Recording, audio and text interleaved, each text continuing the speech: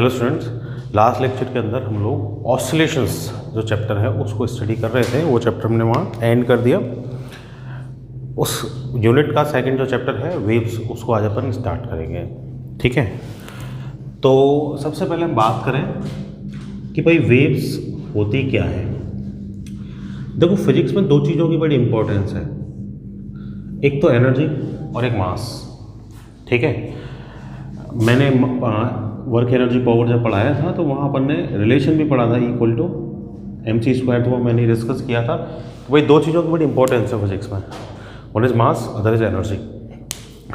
तो जब भी हमको एनर्जी एक जगह से दूसरी जगह ट्रांसफ़र करनी होती है, ठीक है, तो एनर्जी का ट्रांसफ़र हम अगर इस तरह करें कि जहाँ भी एनर्जी ट्रांसफ़र हो रही है वहाँ एनर्जी तो ट्रांसफ़र हो पर मैटर ट्रांसफ़र नहीं हो, एनर्जी तो ट्रांसफ़र हो पर मैटर ट्रांसफ़र नहीं हो, तो उसको अपन बोलते हैं वेव। ठीक है, फॉर एग्जांपल मेरे पास कोई स्ट्रिंग है, ठीक है, उसका दूसरा एंड मैंने फिक्स कर दिया, एक एंड मेरे हाथ में है, मैंने उसको जर्क किया, झटका दिया थोड़ा सा, तो क्या होगा कि वो जो स्ट्रिंग है ना, उस स्ट्रिंग में हम ये देखेंगे कि वो मैंने उसको झटका दिया, मतलब मैंने उसको एनर्जी ट्रांसफ़र की। वो एनर्जी एक एंड से होते हुए उसके दूसरे एंड तक जाएगी। ठीक है, लेकिन ऐसा नहीं होगा कि जिस पोर्शन ऑफ स्ट्रिंग को मैंने जर्क दिया वो पोर्शन ट्रैवल करेगा। इसका मतलब जिस मैटर को मैंने एनर्जी ट्रांसफ़र की वो मैटर ट्रांसफ़र नहीं हुआ, ओनली क्या ट्रांसफ़र हुई, एनर्जी ट्रांसफ़र हुई। तो स्ट्रिंग के अंदर जो जनरेट हुआ वो क्या थी, वो वेव थी। ठीक है, मतलब एक तरीके से मैंने डिस्टर्बेंस जनरेट किया, एक तरीके से मैंने उस स्ट्रिंग को क्या किया, डिस्टर्ब किया, तो वो डिस्टर्बेंस जनरेट किया, तो वो डिस्टर्बेंस मतलब एनर्जी ट्रांसफ़र हुई लेकिन मैटर अपनी जगह रहा। तो ये क्या हो गया, मेरा वेव हो गया। अभी जो वेव है ना, ये कई टाइप की हो सकती है। ठीक है, इसके डिफरेंट टाइप्स अगर मैं देखूं तो बेसिक तो 3 टाइप्स हम पढ़ेंगे। एक तो है फर्स्ट इलेक्ट्रोमैग्नेटिक वेव। अच्छा, बेसिक जो इस चैप्टर में मेरे को पढ़नी है, इस चैप्टर में तो मुझे एक ही टाइप पढ़ना है। ठीक है, बाकी आपके नेक्स्ट 12th क्लास में आएंगे। फर्स्ट जो इसका टाइप है that is electromagnetic wave, second is matter wave, and third is mechanical wave. ये 3 टाइप की वेव्स अपनी होती हैं। ठीक है, सबसे पहले अगर मैं डिस्कस करूं इलेक्ट्रोमैग्नेटिक वेव्स के बारे में, नाम से पता चल रहा है इलेक्ट्रोमैग्नेटिक, मतलब इलेक्ट्रिक प्लस मैग्नेटिक। ठीक है, दो का कॉम्बिनेशन हो गई। देखो क्या होता है कि जो अपना स्टेशनरी चार्ज होता है, चार्ज के बारे में अपन पढ़ चुके हैं, 10th क्लास में भी थोड़ा सा डिस्कस किया था चार्ज के बारे में। ठीक है, चार्जेस के बीच में लगने वाले फोर्स के बारे में हमने जो फिजिकल वर्ल्ड जो अपना फर्स्ट चैप्टर स्टडी किया था उसके अंदर डिस्कस किया था। ठीक है, जो चार्ज है वो चार्ज क्या करता है, वो इलेक्ट्रिक फील्ड जनरेट करता है अपने अराउंड। भाई चार्ज क्या करता है, दूसरे चार्ज जो फोर्स लगाता है ना, दो चार्जेस या तो एक दूसरे को अट्रैक्ट करते हैं या फिर एक दूसरे को रिपेल करते हैं, तो जिस एरिया के अंदर करते हैं वो क्या हो गई, उसकी फील्ड हो गई, उसको अपन क्या बोलते हैं, इलेक्ट्रिक फील्ड बोलते हैं। ऐसे कोई भी मैग्नेट है या मैग्नेटिक प्रॉपर्टी रखने वाली कोई भी मटेरियल है ना, अपन ने 10th क्लास में पढ़ा होगा मैग्नेट वाला चैप्टर में कि मैग्नेट ही ओनली मैग्नेटिक प्रॉपर्टी शो नहीं करती, मैग्नेट के अलावा इलेक्ट्रोमैग्नेट्स भी होती हैं। मतलब अगर अपन किसी वायर के अंदर है ना करंट फ्लो करवा दें तो वो भी किसकी तरह बिहेव करती है, मैग्नेट की तरह बिहेव करती है, उसको अपन करंट कैरिंग कंडक्टर बोल सकते हैं। ठीक है, या फिर मूविंग चार्ज जो होता है, मतलब चार्ज अगर मूव कर रहा है तो वो भी क्या जनरेट करता है, मैग्नेटिक फील्ड जनरेट करता है। ठीक है, तो मैग्नेट अपने आसपास के एरिया में दूसरे मैग्नेट पे फोर्स लगाएगी, एन एस एस पोल बनेंगे, तो जिस एरिया में लगाएगी उसको क्या बोलेंगे अपन, मैग्नेटिक फील्ड बोलेंगे। ठीक है, अब देखो मेरा यहाँ से नाम से पता चल रहा है कि इलेक्ट्रोमैग्नेटिक वेव है, मीन्स कॉम्बिनेशन हो गया किसका, इलेक्ट्रिक फील्ड और मैग्नेटिक फील्ड का। ठीक है, तो ये दोनों के कॉम्बिनेशन से है ना जनरेट कैसे हुआ, ये सारी चीज़ें तो क्या है बट 12th क्लास में डिस्कस करेंगे। लेकिन ये दोनों के वेरिएबल फॉर्म से, मतलब variable electric field plus variable magnetic field, variable मतलब वेरी करें किसके साथ, टाइम के साथ वेरी करेंगे। उन दोनों के कॉम्बिनेशन से जो अपनी वेव जनरेट होगी उसको अपन क्या बोलते हैं, इलेक्ट्रोमैग्नेटिक वेव बोलते हैं। ठीक है, ये जो इलेक्ट्रोमैग्नेटिक वेव होती है इसमें इन दोनों का कंपोनेंट होता है, दोनों का कंपोनेंट होता है। भाई मैं बोल ही रहा हूँ डायरेक्ट कि भाई इन दोनों से मिलके बनी है, तो इन दोनों का कंपोनेंट होना ही है। ठीक है, ये जब जनरेट होती है तो इनको जनरेट करने के लिए अपन को चाहिए होता है एक्सेलरेटिंग चार्ज। मतलब अपने पास अगर कोई चार्ज है, चार्ज अपन समझते हैं इलेक्ट्रॉन या प्रोटॉन से समझते हैं अपन तो चार्ज अब तक, ठीक है, डिटेल में तो अपन नेक्स्ट ईयर देखेंगे। या तो चार्ज एक्सेलरेट कर रहा हो मतलब मूव कर रहा हो और उसकी वेलोसिटी क्या कर रही हो, वेरी कर रही हो, तो अपन उसको एक्सेलरेशन बोलेंगे। या तो एक्सेलरेटिंग चार्ज हो या फिर ऑसिलेटिंग चार्ज हो, चार्ज क्या कर रहा हो, ऑसिलेशन कर रहा हो, तो ये एक्सेलरेटिंग चार्ज या ऑसिलेटिंग चार्ज दोनों क्या जनरेट कर सकते हैं, इलेक्ट्रोमैग्नेटिक वेव जनरेट कर सकते हैं। ठीक है, इसके अंदर टोटल 3 कंपोनेंट्स होते हैं। 3 कंपोनेंट्स कौन कौन से हैं, एक तो होता है electric field vector, electric field के लिए, एक होता है मैग्नेटिक फील्ड वेक्टर,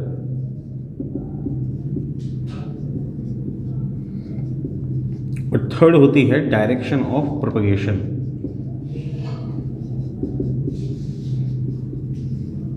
मतलब जिस डायरेक्शन में वो मूव करेगा वो प्रोपगेशन की, मोशन की डायरेक्शन हो गई।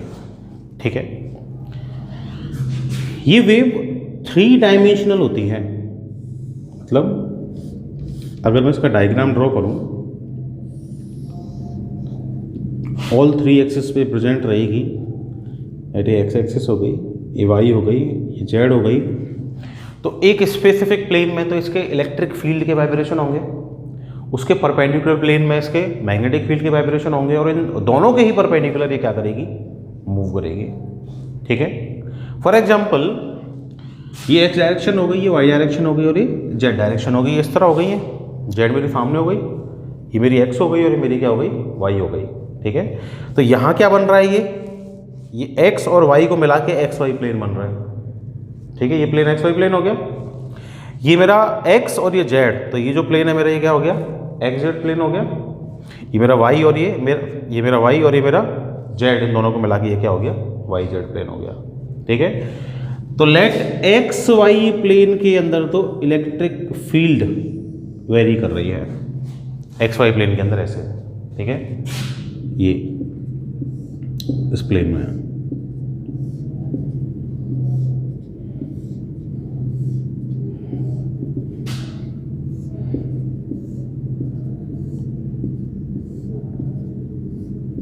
ठीक है, कौन सा प्लेन हो गया, सामने वाला। ठीक है, इसके परपेंडिकुलर प्लेन में मतलब यहाँ एक्स जेड प्लेन में मैग्नेटिक फील्ड वेरी करेगी ऐसे।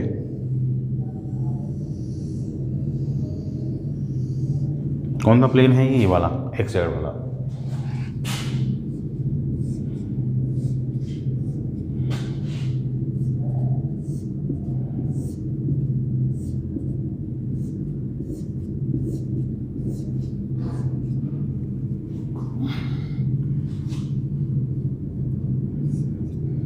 ठीक है,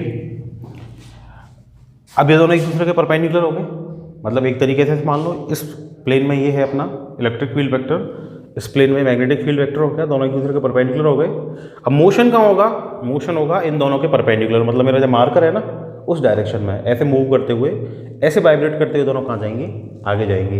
ये तो ऐसे वाइब्रेट कर रहा है, मूव कर रहा है, ये ऐसे वाइब्रेट कर रहा है, और दोनों ऐसे मूव करते हुए कहाँ जा रही हैं, सामने की डायरेक्शन में, which is in x direction, direction of propagation. तो इस तरह मेरी जो इलेक्ट्रोमैग्नेटिक वेव है वो क्या करती है, ट्रेवल करती है। अच्छा, इलेक्ट्रोमैग्नेटिक वेव की एक स्पेशलिटी ये है कि इसको मीडियम नहीं चाहिए, कोई भी मटेरियल मीडियम नहीं चाहिए। It does not require any material medium.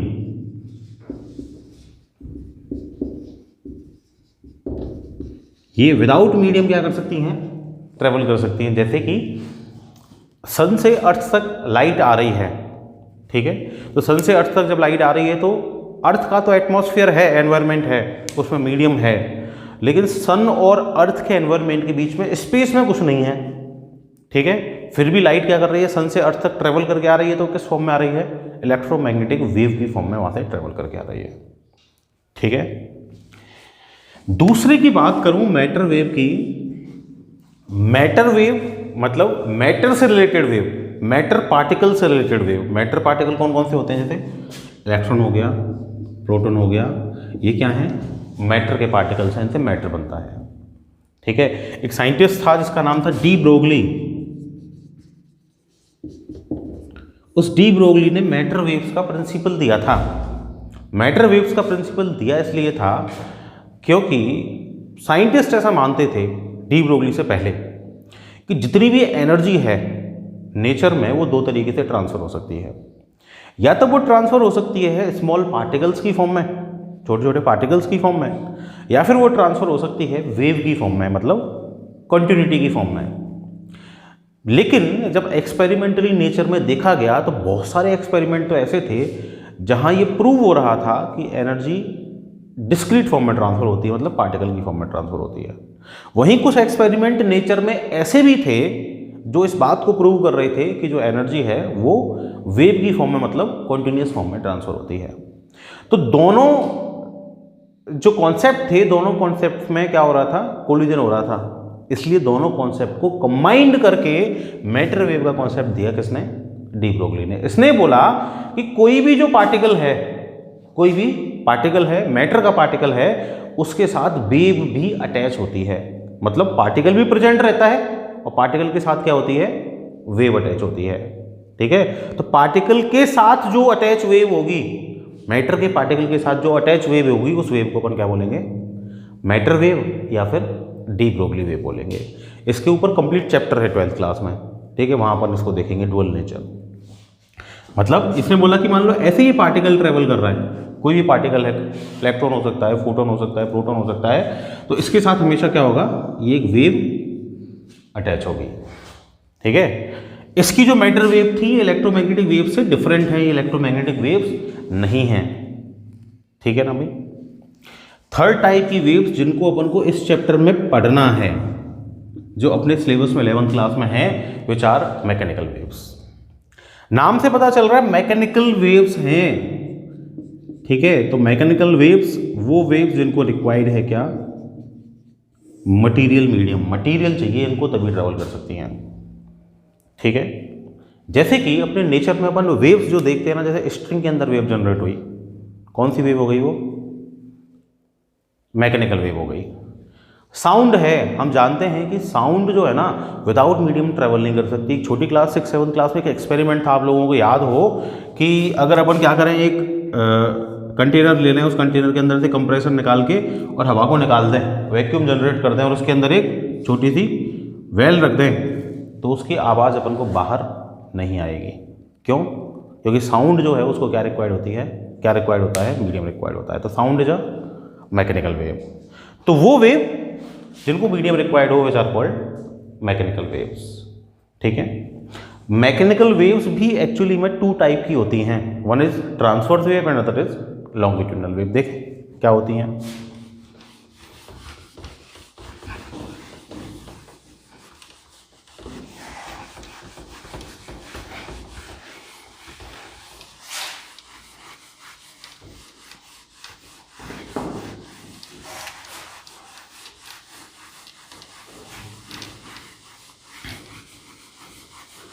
अच्छा, मैकेनिकल वेव्स की मैं बात कर रहा हूँ, तो मैकेनिकल वेव्स में मैं बोल रहा हूँ कि भाई मटेरियल मीडियम चाहिए, है ना।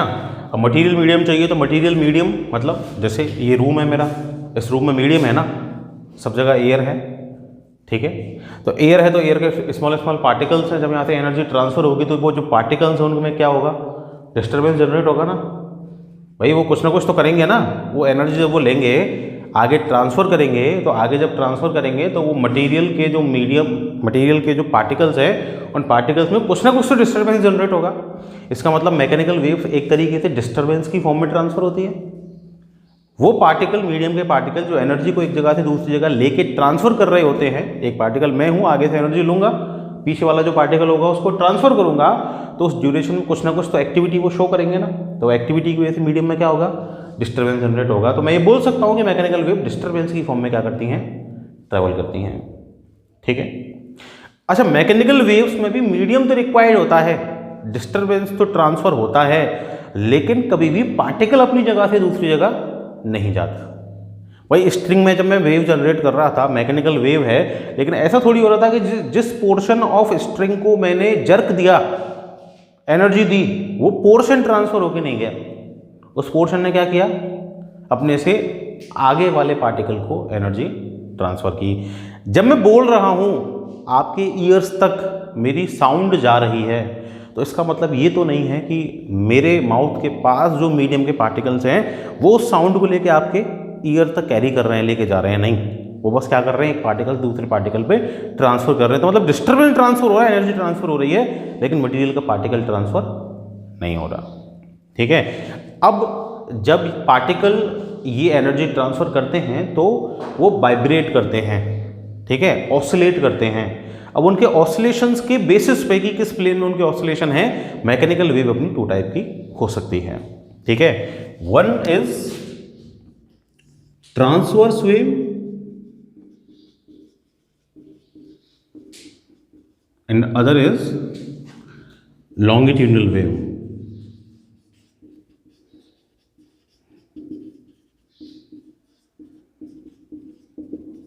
क्या डिफरेंस है दोनों में? देखो, स्ट्रिंग के अंदर जो वेव जनरेट हुई ना, वो वेव कैसे जनरेट हुई, एक एंड फिक्स था इधर, मैंने यहां से जर्क दिया, तो देखो स्ट्रिंग अपनी ऐसे डिस्टर्ब हुई, ऐसे मूव कर दी ना स्ट्रिंग, अप डाउन। ठीक है। डिस्टरबेंस कहां गया, सामने गया ना, इधर से जर्क दूंगा, एनर्जी दूंगा, तो एनर्जी कहां गई, दूसरे एंड तक, मतलब सामने। लेकिन स्ट्रिंग कहां गई, अप डाउन। मोशन की डायरेक्शन के कैसी गई, अप एंड डाउन गई ना। इसका मतलब जो पार्टिकल, मटेरियल मीडियम के पार्टिकल हैं, उनके वाइब्रेशन कैसे हो रहे हैं, वो वाइब्रेशन हो रहे हैं डायरेक्शन ऑफ प्रोपोगेशन के परपेंडिकुलर। जब आपके जो वाइब्रेशन हैं वो कैसे हो, डायरेक्शन ऑफ प्रोपोगेशन के परपेंडिकुलर होते हैं, तो उस वेव को अपन क्या बोलते हैं, ट्रांसवर्स वेव बोलते हैं। ठीक है। स्ट्रिंग के अंदर जो वेव है वो ट्रांसवर्स वेव है। वाटर है, स्टेशनरी वाटर है ना, आपने कोई स्टोन लिया, उससे उसको हिट कर दिया, उसमें पानी में आपने पत्थर मार दिया, तो कैसी वेव जनरेट होगी, जो वाटर है ना उसका मोशन कैसे होता है, up and down and up and down, ऐसे होता है ना भाई। पानी का मोशन कैसे होता है, अप एंड डाउन होता है ना। एक सिंपल एक्सपेरिमेंट आप कर सकते हो कि कहीं भी स्टेशनरी वाटर है ना, उसके ऊपर क्या करो, एक बोतल का कैप ले लो, एक बोतल का कैप ले लो प्लास्टिक का, वो वाटर के ऊपर डाल दो। वाटर के ऊपर डालने के बाद उसमें स्टोन्स हिट करो, पत्थर मारो पानी में, तो आप क्या देखोगे कि वो जो कैप डाला ना आपने पानी में, वो कैसे मूव करता है, अप एंड डाउन मूव करता है, उसी जगह पे अप एंड डाउन मूव करेगा। ठीक है। इसका मतलब ये हो गया। अच्छा, वेव कहाँ जाती है, आपने जहाँ स्टोन से हिट किया ना, वहाँ से उसके साइड्स तक ट्रेवल करती है। वाटर बॉडी जो होगी उसके जो साइड्स है ना, वहाँ तक ट्रेवल करेगी। मतलब प्रोपोगेशन कैसे हो रहा है, यहाँ स्टोन से हिट करूँगा तो प्रोपोगेशन ऐसे होगा, ऐसे होगा, ऐसे होगा डायरेक्शन में, और वो कैप कैसे मूव करेगा, ऐसे। मतलब जो डिस्टर्बेंस है, जो वाइब्रेशन है मटेरियल मीडियम के पार्टिकल्स के, वो डायरेक्शन ऑफ प्रोपोगेशन के परपेंडिकुलर है, तो उस वेव को अपन क्या बोलेंगे, ट्रांसवर्स वेव बोलेंगे। ठीक है। अब जो ट्रांसवर्स वेव होती है, वो ट्रांसवर्स वेव के अंदर आप देख रहे हैं कि भाई इनिशियल जो पोजीशन है वो तो मेन पोजीशन है। ठीक है। इनिशियली जब स्ट्रिंग जहाँ थी, दैट यहाँ थी स्ट्रिंग, यहाँ से मैंने जर्क दिया, तो इनिशियली तो ऐसे होगी, तो ये तो क्या हो गई, उसकी मेन पोजीशन हो गई। अब मेन पोजीशन से मैं उसको क्या कर रहा हूँ, जर्क कर रहा हूँ, तो क्या होगा कि भाई अप एंड डाउन इस तरह डिस्प्लेसमेंट हो रहा है। ठीक है। तो डिस्प्लेसमेंट हो रहा है, तो ये जो होता है मतलब मैक्सिमम डिस्प्लेसमेंट अप डायरेक्शन में। ठीक है। इसको क्या बोलते हैं, इसको बोलते हैं क्रेस्ट। ठीक है। और यहाँ ये डाउन चला गया, एक तरीके से ऐसे बोल दो कि भाई गड्ढा हो गया, होल हो गया। ठीक है। इसको अपन क्या बोलते हैं, ट्रॉफ। तो इसका मतलब ये हो गया कि अपनी जो ट्रांसवर्स वेव है वो क्रेस्ट और ट्रॉफ की फॉर्म में क्या करती है, ट्रेवल करती है। ये दो कंटिन्यूस क्रेस्ट या दो कंटिन्यूस ट्रॉफ अगर आ जाएं, है ना, तो इनके बीच में जो डिस्टेंस होगा इसको अपन क्या बोलते हैं, इस डिस्टेंस को अपन बोलते हैं वेव लेंथ। ठीक है, इस वेव लेंथ मतलब सिंगल वेव हो गई, उसकी लेंथ हो गई, है ना, यहां से यहां तक एक सिंगल वेव हो गई, यहां से यहां तक एक सिंगल वेव हो गई, यहां से यहां तक एक सिंगल वेव हो गई, जिसको अपन क्या बोलेंगे, वेव लेंथ बोलेंगे। ठीक है, मतलब एक वाइब्रेशन हो गया, सिंगल वाइब्रेशन हो गया। ठीक है, सिंगल डिस्टर्बेंस हो गया जो ट्रेवल कर रहा है। इस वेव लेंथ को ट्रेवल करने में जो टाइम लगेगा उसको क्या बोलेंगे, कैपिटल टी, टाइम पीरियड, है ना। अपन ने ऑसिलेशन जब पढ़ा उसके अंदर भी पढ़ी टाइम पीरियड की तो डेफिनेशन, सिंगल ऑसिलेशन में जो टाइम लगता है उसको क्या बोलते हैं, टाइम पीरियड बोलते हैं। ठीक है, वहीं अगर मैं लॉन्गिट्यूड वेव्स की बात करूं, अच्छा मैकेनिकल वेव्स जो है ना, मैकेनिकल वेव्स जब ट्रेवल करती हैं तो मैकेनिकल वेव्स के ट्रेवल करने में क्या हो रहा है कि पार्टिकल अपनी जगह से हटता है फिर वापस अपनी जगह आ जाता है। ऐसे तो होता है, वही अपनी जगह से हटेगा फिर वापस अपनी जगह आ जाएगा। वाटर के अंदर क्या हो रहा है, ऊपर जाएगा, अब जा रहा है, फिर मीन पोजीशन पे आ रहा है, डाउन जा रहा है, फिर मीन पोजीशन पे आ रहा है। इसका मतलब क्या हो रहा है कि पार्टिकल अपनी जो एक्चुअल पोजीशन है, इनिशियल पोजीशन है, उसको वापस क्या कर सकता है, रीगेन कर सकता है। और रीगेन, एक्चुअल पोजीशन को रीगेन करवाने वाली प्रॉपर्टी को अपन क्या बोलते हैं, इलास्टिसिटी। पढ़ी अपन ने, है ना, इससे पहले जो चैप्टर पढ़ा था उसके अंदर, मैकेनिकल प्रॉपर्टीज के अंदर। ठीक है, इसका मतलब ये जो वेव्स हैं इनके ट्रेवल करने के लिए मीडियम के अंदर कौन सी प्रॉपर्टी होनी चाहिए, इलास्टिसिटी होनी चाहिए।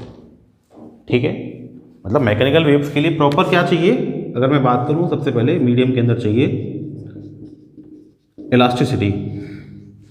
ठीक है, इसके अलावा क्या होता है कि देखो एक फर्स्ट पार्टिकल जो एनर्जी को ले रहा है वो लेके दूसरे वाले को क्या कर रहा है, ट्रांसफर कर रहा है। मतलब एनर्जी को अच्छे से क्या कर सके, वो होल्ड कर सके, होल्ड करके अपने पास रख सके। ठीक है, तो एनर्जी को अच्छे से होल्ड कर सके, इसके लिए उसके पास जो दूसरी प्रॉपर्टी होनी चाहिए वो होनी चाहिए इनर्शिया। मतलब पार्टिकल के पास प्रॉपर क्या होना चाहिए, इनर्शिया होना चाहिए। ठीक है, इसके अलावा पार्टिकल मोशन करता हुआ एनर्जी को ट्रांसफर कर रहा है तो इजी मोशन होना चाहिए उसका। पार्टिकल का मोशन कैसा होना चाहिए, इजी होना चाहिए। मतलब उसका जो रेजिस्टेंस है ना वो कैसा होना चाहिए,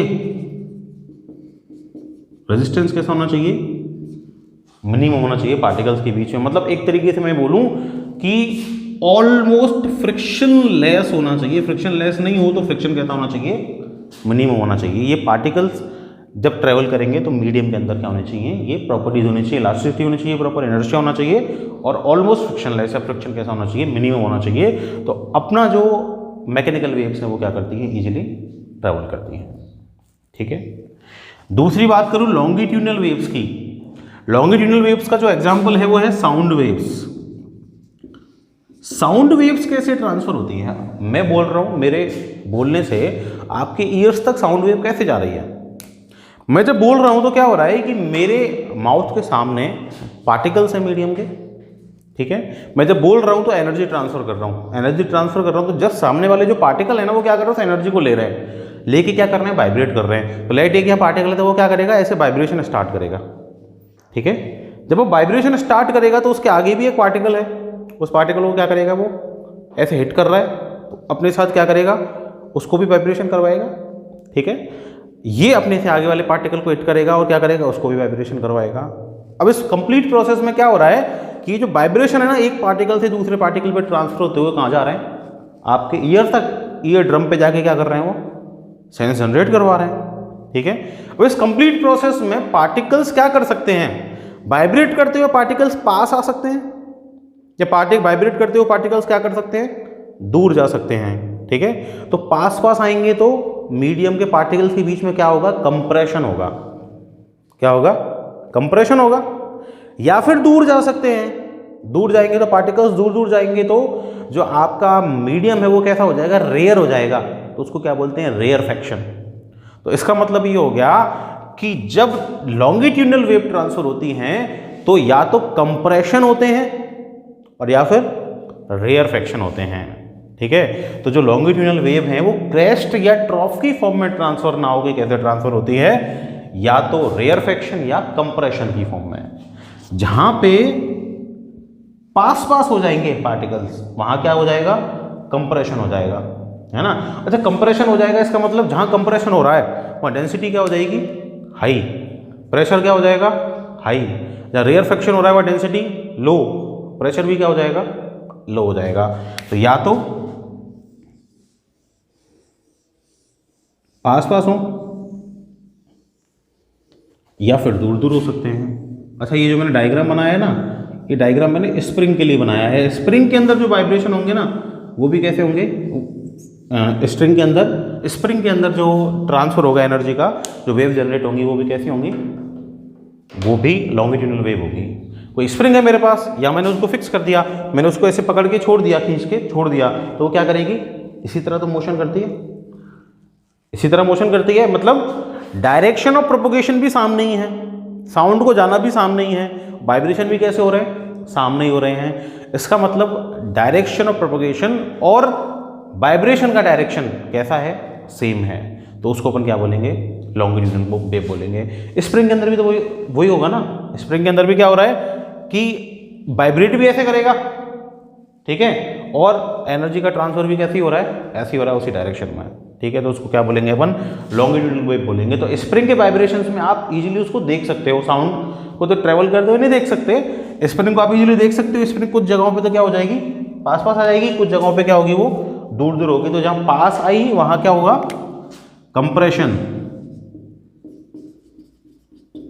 और जहां दूर गई वहां क्या होगा, रेयरफेक्शन, ठीक है। तो कंप्रेशन रेयरफेक्शन की फॉर्म में क्या करेगी, ट्रेवल करेगी। कंप्रेशन है, डेंसिटी क्या हो जाएगी, हाई हो जाएगी, प्रेशर क्या हो जाएगा, हाई हो जाएगा। रेयरफेक्शन है, डेंसिटी क्या हो जाएगी, लो हो जाएगी, रेयर, और प्रेशर भी कैसा हो जाएगा, लो हो जाएगा, ठीक है। तो this is our longitudinal wave, ठीक है। तो ये टोटल अपने पास 3 टाइप की वेव हो सकती हैं जो अपन ने यहाँ पे पढ़ी, ठीक है। अब वेव से रिलेटेड कुछ डेफिनेशंस अपन देखते हैं जो अपनी वेव मोशन में यूज में आएंगी। देखो,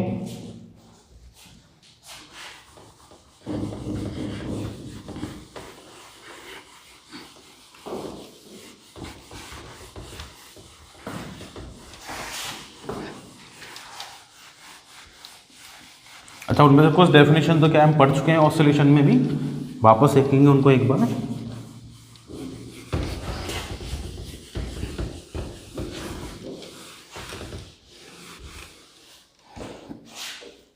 जैसे एम्पलीट्यूड के बारे में अपन पहले पढ़ चुके हैं। मेन पोजीशन से अपना पार्टिकल क्या होता है, डिस्प्लेस होता है। अब मेन पोजीशन से अपना जो पार्टिकल डिस्प्लेस होता है, तो पार्टिकल का जो मैक्सिमम डिस्प्लेसमेंट है, this maximum displacement is called amplitude, ठीक है। So amplitude is the maximum displacement of particle from mean position, ठीक है। इसके अलावा एक और डेफिनेशन जो अपन ने पढ़ी वो फ्रीक्वेंसी की पढ़ी पहले भी। क्या होता है फ्रीक्वेंसी, यूनिट टाइम के अंदर जो वाइब्रेशंस हो रहे हैं, ऑसिलेशंस हो रहे हैं पार्टिकल के, दोज आर कॉल्ड फ्रीक्वेंसी, ठीक है। नंबर ऑफ वाइब्रेशंस, वाइब्रेशंस मतलब डिस्टर्बेंस, ठीक है, vibrations per unit time. Time period के साथ इसका अपन ने रिलेशन पढ़ा था, F इक्वल टू क्या होता है 1/T, ठीक है। हर्ट्ज यूनिट थी इसकी, पहले भी पढ़ी अपन ने, ठीक है। टाइम पीरियड बताइए अपन को क्या होता है,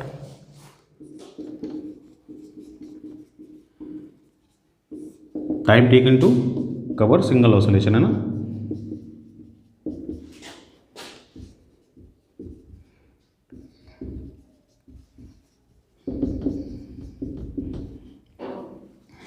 वेवलेंथ, जितना डिस्टेंस ट्रेवल किया किसमें, सिंगल ऑसिलेशन में, मतलब जब तक पार्टिकल का सिंगल ऑसिलेशन हुआ उतने टाइम में अपनी वेव ने जितना डिस्टेंस कवर कर लिया, ठीक है, that distance is called wavelength, मतलब वेव की लेंथ हो गई।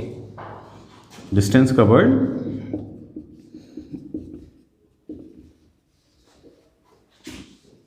By wave while one oscillation is called wavelength। ठीक है, अपन ऐसे भी बोल सकते हैं कि सिंगल वेवलेंथ के इक्वल डिस्टेंस कवर करने में जो टाइम लगता है उसको अपन क्या बोलते हैं, टाइम पीरियड बोलते हैं। ठीक है, अच्छा वेवलेंथ क्या है, अगर मान लो वेलोसिटी v है तो डिस्टेंस इक्वल टू क्या होता है, वेलोसिटी इंटू टाइम होता है, तो लैम्डा इक्वल टू क्या हो जाएगा, v इंटू टी लिख सकता हूँ।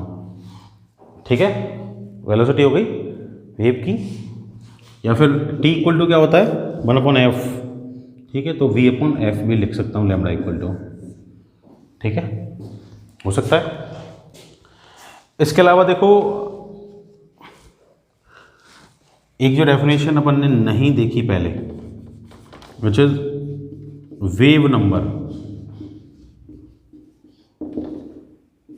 ठीक है, न्यू बार से डिनोट करते हैं। ये क्या होती है, यूनिट डिस्टेंस के अंदर जितनी वेव हैं उनका जो नंबर होता है उसको अपन क्या बोलते हैं, वेव नंबर बोलते हैं।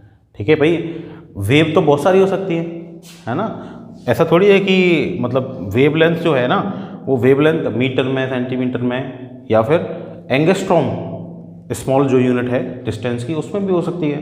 तो यूनिट डिस्टेंस में एक से ज़्यादा भी वेव हो सकती हैं, तो जितनी वेव होंगी रेसिप्रोकल होती है वेव लेंथ का, उन वेव्स के नंबर को हम क्या बोलेंगे, वेव नंबर बोलेंगे। ठीक है,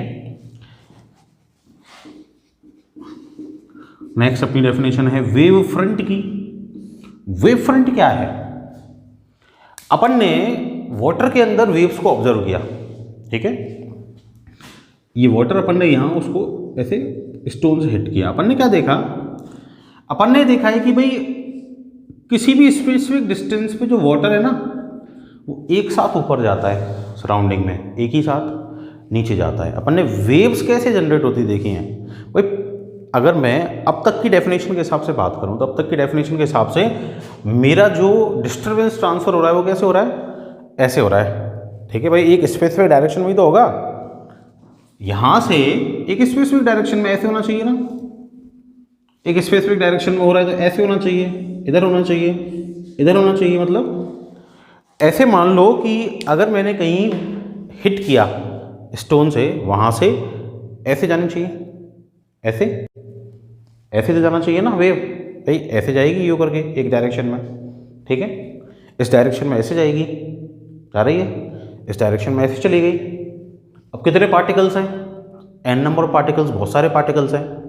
ठीक है, अब सारे जो पार्टिकल्स हैं ना साइड के, है ना, एक पार्टिकल इधर वाला वो अपने मैक्सिमम डिस्प्लेसमेंट को ले रहा है किसी टाइम t के बाद, कोई टाइम है t 1 सेकेंड 2 सेकेंड, उस टाइम के बाद मान लो यहाँ वाला पार्टिकल यहाँ मैंने स्टोन से हिट किया, यहाँ वाला पार्टिकल ऐसे ट्रेवल करता हुआ यहाँ आए। ठीक है, मैक्सिमम डिस्प्लेसमेंट पे है।